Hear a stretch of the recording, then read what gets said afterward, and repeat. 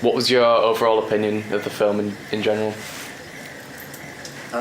I think for how ambitious it was, like to try and do this kind of layered story in like 5 minutes, it came out a lot better than it could have. Like it was, I enjoyed watching it, and it could have been just clunky and really terrible. So I think it did well to just pull off that, because it seemed really ambitious. So yeah, I had fun with it. Do you have anything to say about the mise en scène and the just the mise en scène of the film in general?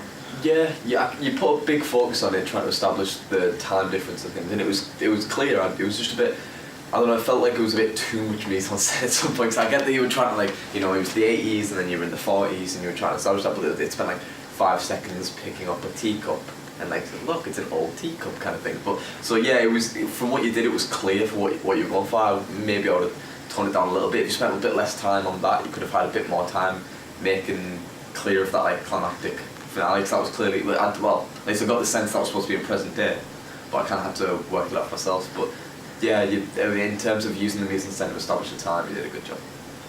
Do you have anything to comment about the music at all?